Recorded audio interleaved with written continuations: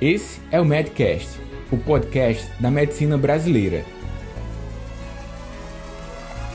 Produzido pelos médicos Daniel Coriolano e Roberto Maranhão, o Bob. Por Núcleo MD Educação Médica. Para você ter acesso direto a nós, siga @Daniel Coriolano e @Núcleo MD no Instagram. Olá MD, neste episódio temos uma novidade para você. O Medcast agora é parceiro da TM Revinte Publicações. A TM Revinte é o braço brasileiro da TM, editora alemã que é referência mundial em livros voltados para medicina e saúde, com mais de 130 anos de mercado e tradição. A partir da publicação deste episódio até o dia 15 de setembro, você que acompanha o Medcast tem 30% de desconto em qualquer livro da loja virtual da TM Revinte. Visite agora o site www.tmrevinte.com.br e use o código #Medcast no momento da sua compra. O código da parceria, assim como o site da TM Revinte, estarão disponíveis na descrição deste episódio. Essa é uma excelente oportunidade para expandir seus conhecimentos na sua área de atuação com uma das maiores editoras de livros de medicina do mundo. Hoje temos conosco o Dr. Paulo Cauí Petri. Ele é mestre e doutor em epidemiologia pela Universidade Federal do Rio Grande do Sul, na qual é professor associado 4. Dr. Paulo tem atuação internacional como palestrante e participa como convidado em diversos cursos de pós-graduação no Brasil e exterior. Tradutor de livros científicos e autor de artigos, é autor do livro Epidemiologia, Ocorrência de Doenças e Medidas de Mortalidade, que você confere na descrição deste episódio. É um prazer e uma honra tê-lo aqui conosco, professor. Agradeço muito o convite para participar desse evento. O Medcast tem se tornado cada vez mais conhecido no Brasil e com conteúdos de qualidade, então para mim é um grande prazer participar desse evento com vocês. Para dar uma noção de como é importante compartilhar os conhecimentos, gostaria de citar Rabi Hanina, um antigo erudito do Talmud, do livro dos ensinamentos judaicos. Ele se referia ao processo ensino-aprendizagem com uma frase espetacular. Tenho aprendido muito com meus mestres, mais com meus colegas, porém a maioria com os meus estudantes. Então essa frase eu acho que reflete o que eu penso sobre podermos compartilhar com todos os nossos conhecimentos. Muito obrigado pelo convite, vai ser um prazer participar dessa conversa.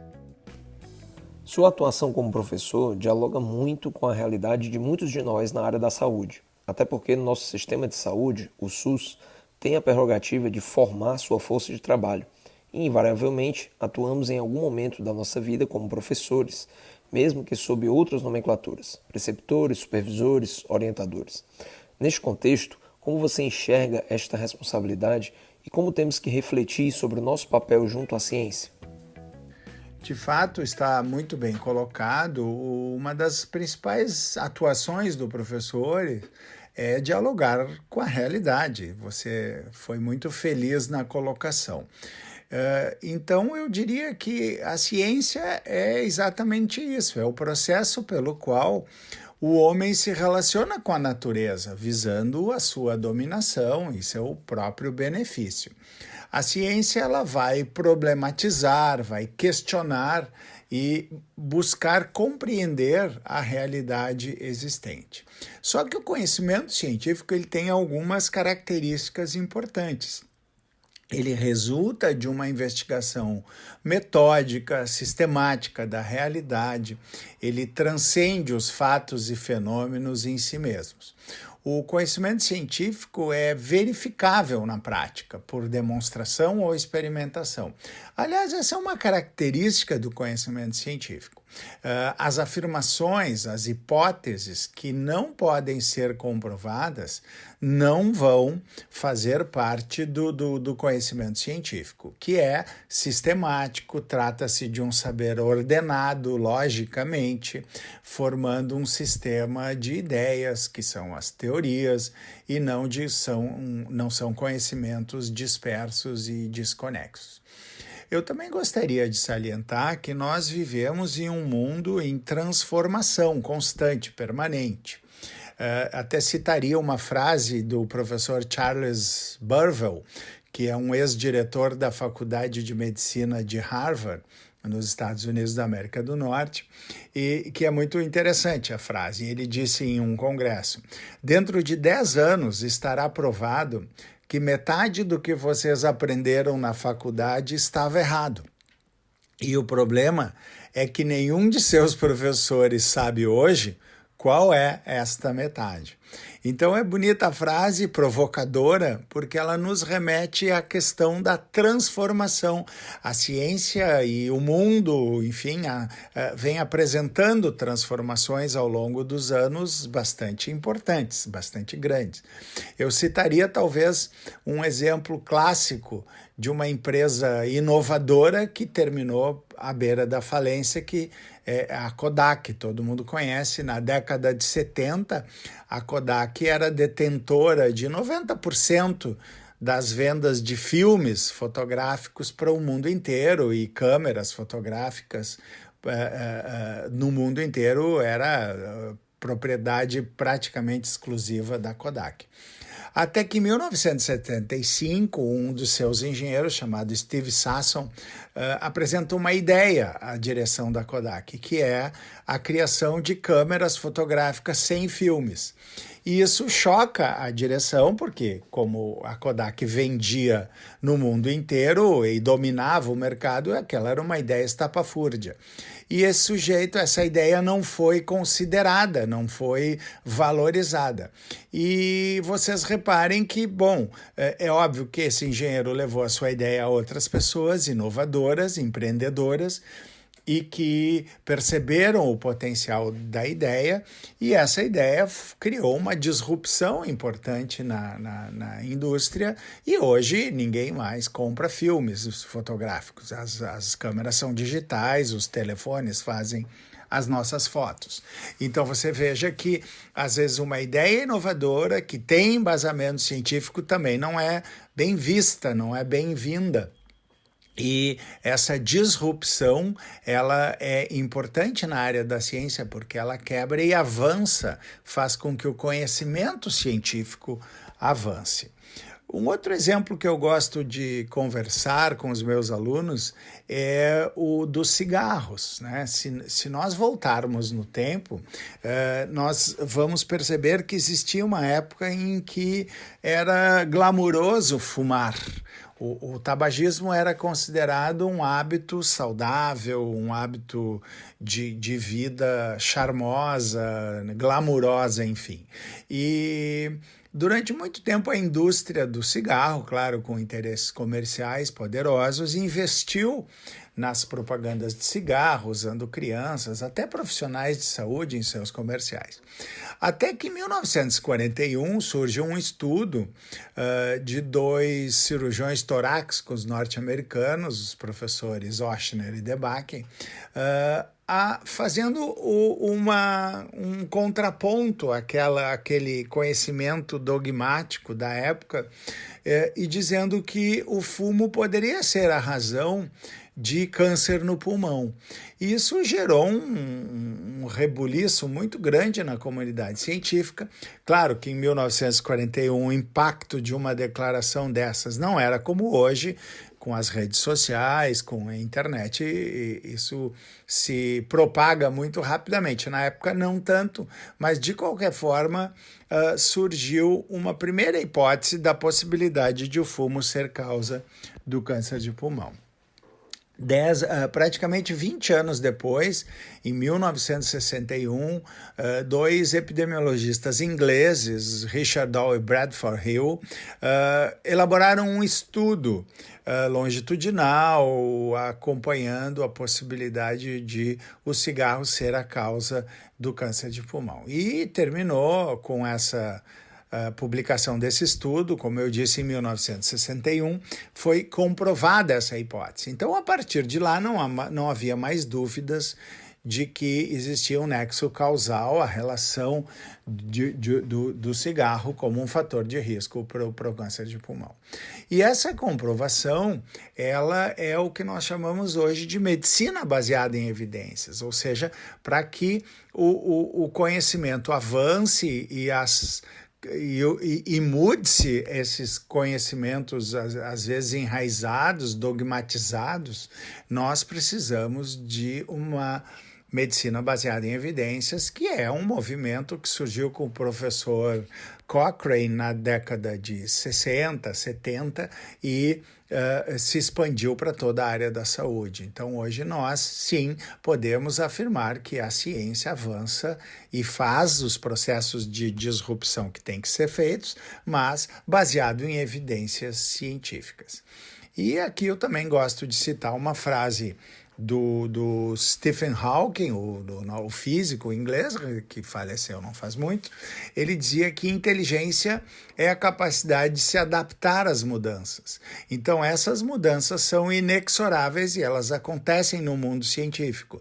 E nós vamos precisar nos adaptando a elas e mudando o nosso discurso, uma vez que esses dogmas e essas disrupções do conhecimento elas vão acontecendo. Hoje nós enfrentamos uma revolução tecnológica muito grande. Eu citaria alguns exemplos que certamente todos vão lembrando. Um software de inteligência artificial chamado Watson, por exemplo. O Watson já tem para várias áreas da saúde, até para o direito já existe. Esse software é da IBM e ele trabalha com inteligência artificial, ajudando a medicina, por exemplo, a fazer diagnóstico e plano de tratamento.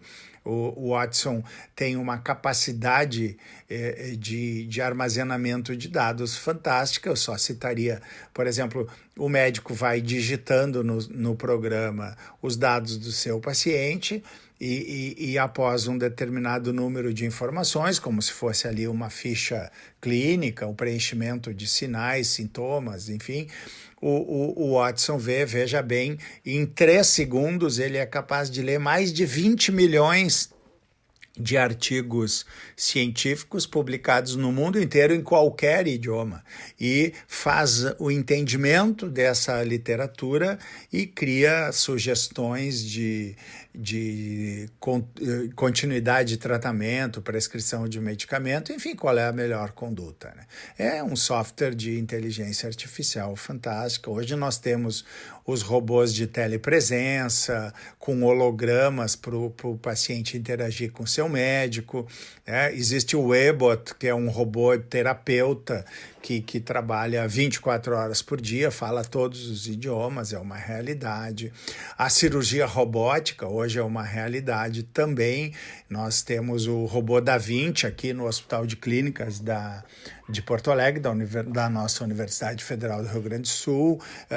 O Da Vinci é um robô, então, que faz, operado por um cirurgião que maneja como se fosse um joystick e o paciente está numa outra sala, já a tecnologia sendo preparada para que o cirurgião esteja em um hospital e o paciente pode estar em outro, e esse outro local pode ser outra cidade, outro estado, até outro país. E isso é realidade, não é mais nem novo. Eu só estou refletindo com você sobre essas mudanças que a ciência vem nos impondo. Então, de fato, é um desafio ao professor dialogar com a realidade, que é mutante, é uma realidade bastante em constante modificação, rompendo os seus paradigmas anteriores, superando os seus dogmas anteriores, né? E nós estamos, então, imersos nessa nessa realidade como preceptores, como supervisores, como professores, enfim. Então, esse é um contexto que eu enxergo a responsabilidade do professor, né? A caminhada de um orientador hoje é muito de conduzir os seus alunos, os seus orientandos, no sentido da transformação constante e permanente que nós vivemos nos últimos tempos. Doutor Paulo, muito rica esta sequência de depoimentos sobre o que nos cerca no campo da ciência e seu aspecto intrínseco, que é a evolução tecnológica. Isso, sem dúvida, abre nossa mente sobre possibilidades e amplia nossa sensação de responsabilidade. Muito bom mesmo. Pensando agora mais especificamente na epidemiologia e tomando como referencial o cenário vivido ainda hoje pela pandemia, como você destacaria a importância desta área para os profissionais de saúde como um todo? Bem, especificamente na área da epidemiologia, respondendo à sua pergunta, tomando como referencial o cenário de hoje, nós vemos que estamos frente a uma pandemia da Covid-19, uma doença causada pelo SARS-CoV-2, que é o novo coronavírus. Então, fazendo uma retrospectiva rápida, histórica, eu diria que no dia 30 de janeiro de 2020, a Organização Mundial de Saúde declara que o surto da doença se constituía em uma emergência de saúde pública de importância internacional, que é o mais alto nível de alerta, conforme o Regulamento Sanitário Internacional. Pouco depois, ao atingir 188 países em todos os continentes, no dia 11 de março de 2020, finalmente a Covid-19 foi caracterizada pela Organização Mundial de Saúde como uma pandemia. Nos dias de hoje, no dia de hoje, pois esses dados mudam diariamente, segundo o Centro de Estudos do Coronavírus da Universidade Johns Hopkins dos Estados Unidos, existem mais de 25 milhões de casos confirmados no mundo inteiro, com mais de 847 mil mortes. Vejam que são números muito altos. No Brasil, hoje nós temos quase 4 milhões de casos confirmados e 121 mil mortes. Se considerarmos que há uma grande subnotificação, a gente pode imaginar que esses números são bem maiores. Então, eu diria que hoje, mais do que nunca, mas também se observa nos últimos anos um aumento extraordinário da participação e do protagonismo, eu diria, da epidemiologia, no sentido de abordar questões relacionadas com a saúde coletiva, bem como a sua inestimável contribuição com a prática clínica. Na atualidade, a disciplina se constitui na principal fonte de informações da área da saúde, uma vez que trata dos fenômenos relativos ao processo saúde e doença de uma forma coletiva. Assim, a epidemiologia é fundamentalmente uma disciplina populacional, que se ampara nas ciências sociais para a compreensão das estruturas dinâmicas sociais e também na matemática, para noções estatísticas de probabilidade, inferência e estimativas. Nas ciências biológicas, para conhecimento do substrato humano, onde essas manifestações observadas encontrarão a sua expressão individual. A palavra epidemiologia tem origem no idioma grego e é subdividido em 3 radicais. Epi significa sobre, demos, população, e logos, o estudo. Portanto, a própria etimologia da palavra indica que a disciplina é o estudo do que ocorre em populações. A epidemiologia, que como um campo científico aflorou na metade do século XIX e se consolida no século seguinte, pode ser utilizada como uma poderosa ferramenta científica na área da saúde, para fornecer bases racionais para o planejamento e implementação de programas preventivos e de promoção de saúde. Seu valor é inestimável no sentido de conduzir investigações clínicas, avaliar novos tratamentos, comparando a sua efetividade com terapias já utilizadas e conhecidas. Assim, eu diria que a epidemiologia tornou-se hoje uma peça fundamental na investigação em todas as áreas da saúde. Os entendimentos sobre muitos temas relevantes da atualidade nasceram de delineamentos de estudos epidemiológicos.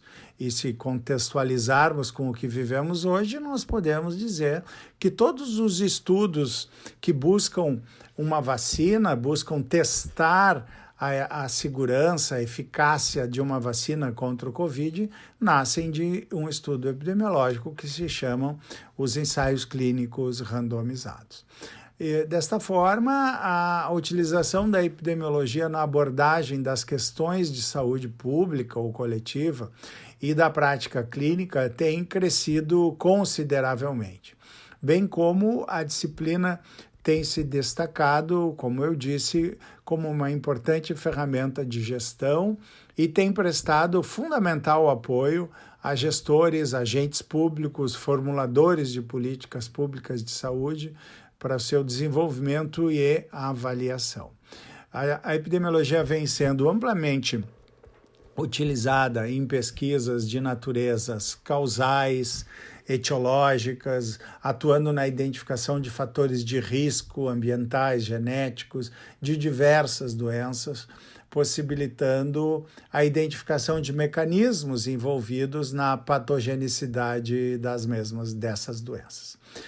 Convém lembrar que os objetivos principais da epidemiologia, podemos enumerar alguns, identificar causas nas doenças, ou seja, identificar a etiologia de determinadas doenças, eventos ou estados relacionados com a saúde e fatores que alterem no sentido de aumentar ou diminuir o risco de um indivíduo ou de um grupo populacional específico para essas condições.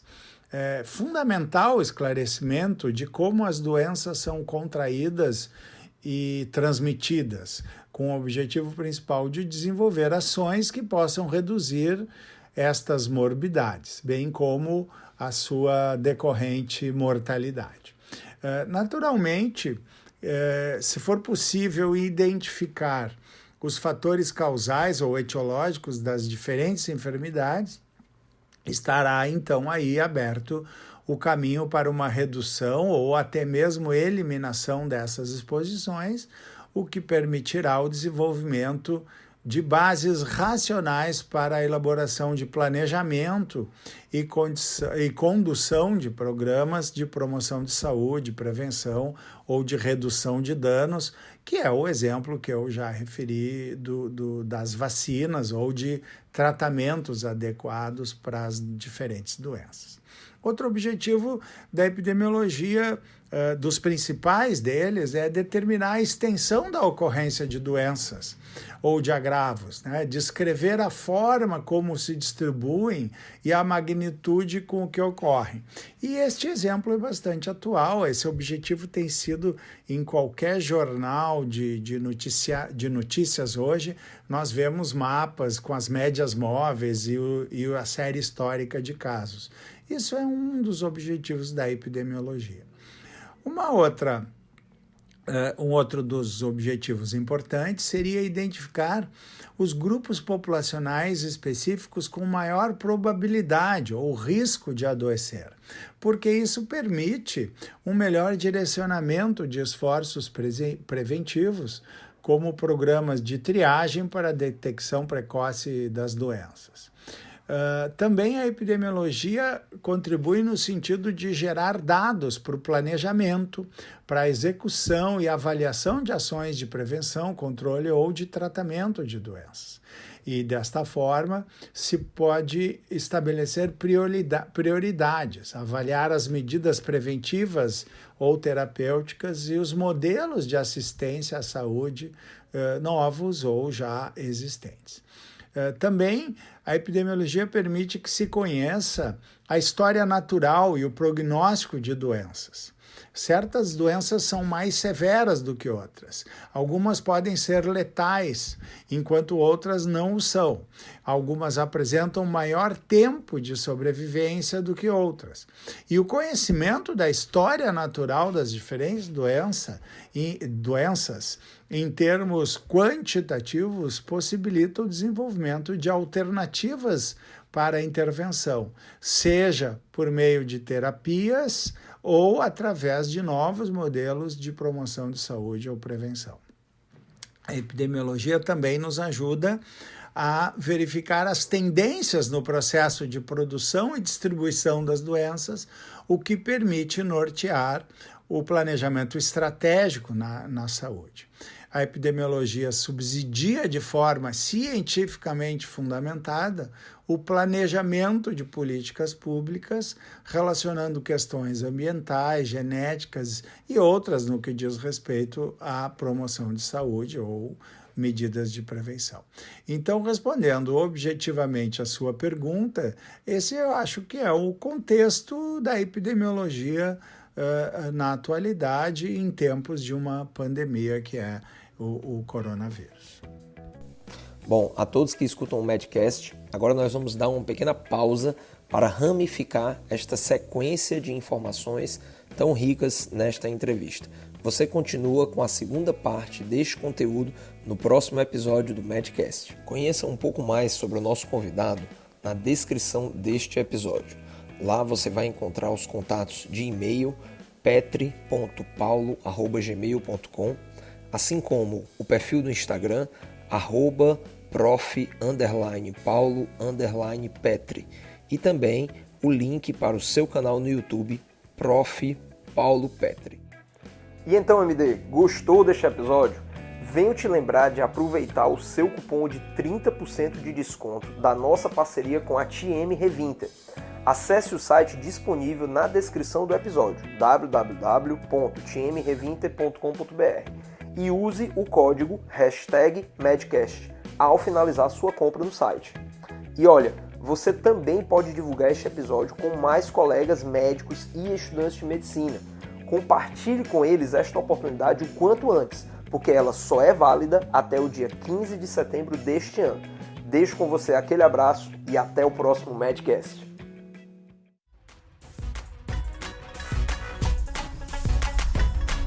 Obrigado por acessar o Medcast. Para você ter acesso à comunidade fechada do podcast e ainda ter acesso a web-aulas, e-books, mini-cursos, conteúdos complementares aos episódios publicados por aqui, faça parte do Medcast Premium. O link para acessar e ativar o seu período gratuito está junto à descrição desse episódio.